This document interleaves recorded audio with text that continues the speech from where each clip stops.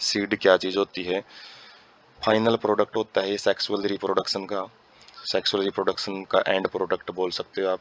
और इसमें जो फर्टिलाइज्ड ओव्यूल हैं वही सीड बनाते हैं। तो इसके अंदर सीड कोट होता है, कोटलीडन्स होते हैं और एक एम्ब्रियो एक्सिस होती है।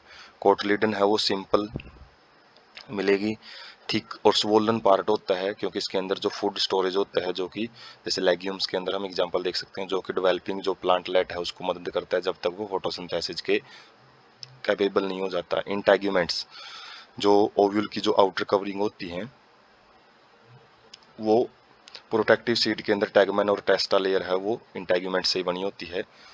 जो माइक्रोपाइलर एंड है remains as a small pore for entry of oxygen and water into the, जो एक छोटा सा छिद्र रहता है, जैसे ग्राम सीड में हम देखते हैं ऊपर एक जो चना है उसके ऊपर एक छोटा सा छिद्र होता है, तो वो रेस्पिरेशन में और जो वाटर है उसके एब्जॉर्प्शन में मदद करता है।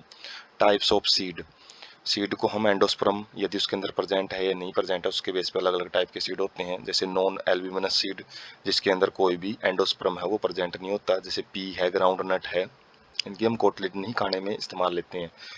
एल्ब्यूमिनस सीड है जिसके अंदर एंडोस्पर्म है वो स्टोर रहता है, जैसे वीट है, मेज है, बार्ले है, कैस्टर है, इनके अंदर जो एंडोस्पर्म है वही हम खाते हैं। पेरिस्पर्म क्या होता है? कई बार न्यूसेलस, जो ओव्यूल के अंदर एक भाग होता है न्यूसेलस, वो भी बच जाता है। वैसे तो ये सारे यूज हो जाते हैं लेकिन कई बार वो भी बच जाता है, जिसको पेरिस्पर्म बोला जाता है, जैसे ब्लैक पेपर और बीट के अंदर ये जो पेरिस्पर्म है वो देखने को मिलता है। उसके बाद डायग्राम से हम देख सकते हैं जो मोनोकोट और डाइकोट सीड हैं। मोनोकोट के अंदर सिंगल कोटलीडन प्रेजेंट होती है, सिंगल कोटलीडन ये देख सकते हैं, ये सिंगल कोटलीडन है। और डाइकोट में दो कोटलीडन प्रेजेंट होती हैं। डाइकोटलीडन में जो अलग अलग भाग हैं, एपिकोटाइल है, हाइपोकोटाइल है, कोटलीडन है, सीड कोट है। बाहर वाली लेयर होती है सीड कोट, कोटलीडन ये दो पर जो देखते हैं मटर में जैसे हम देखते हैं। उसके बाद जो कुछ छोटी स्ट्रक्चर प्रेजेंट होती हैं जिनको एपिकोटाइल और हाइपोकोटाइल जो रीजन प्रेजेंट होते हैं उनको बोला जाता है। उसके बाद सीड कोट होता है, जैसे ये मक्के का जो सीड है उसको देख सकते हैं, कोरन, तो सीड कोट है ऊपर। उसके बाद एंडोस्पर्म पार्ट काफ़ी सारा इसमें स्टोर होता है, तो ये एंडोस्पर्मिक सीड बोला जाता है इनको, एल्ब्यूमिनस सीड। तो एपिकोटाइल रीजन है, उसके बाद रेडिकल है और उसके बाद कोटलीडन है। एपिकोटाइल रेडिकल इसको प्लीम्यूल को कवर करता है, जबकि कोलराइजा है जो कोटलीडन से कोटलीडन प्रेजेंट होती है, और रेडिकल नीचे वाला भाग होता है जो कि फ्यूचर रूट बनाता है। उसके बाद और डिटेल्ड व्यू हम देख सकते हैं, सीड बार से ऐसा दिखाई देता है, ये बार सीड कोट होता है, सोयाबीन टाइप का जो डायग्राम देख सकते हैं। उसके बाद ये हिलम होता है जो पॉइंट ऑफ अटैचमेंट होता है, सीड जहाँ से चिपका होता है अंदर फ्रूट्स के साथ, फ्रूट की जो वाल होती हैं उनके साथ। एंडोस्पर्म प्रेजेंट होता है जो कि न्यूट्रिटिव मटेरियल होता है, और फर्स्ट ट्रू लीफ वगैरह बोल सकते हैं एपिकोटाइल। और इनसाइड वाला डायग्राम ये है, ये आउटसाइड से देखते हैं तो ऐसा दिखाई देता है। उसके बाद स्ट्रक्चर ऑफ डाइकोटिलिडन सीड, तो डाइकोटिलिडन सीड में एक सीड कोट प्रेजेंट होता है, आउटर मोस्ट कवरिंग होती है, टू लेयर प्रेजेंट होती है, आउटर को टेस्टा बोलते हैं, इनर को टैगमैन बोलते हैं। हीलम एक स्कार प्रेजेंट होता है, एक निशान प्रेजेंट होता है जिसके द्वारा जो which developing seed were attach to the fruit, fruit के साथ जो जिससे कैसे वो अटैच होता है, जैसे वहाँ पे देखा था hilum. Micropyle small pore present होता है हीलम के ऊपर।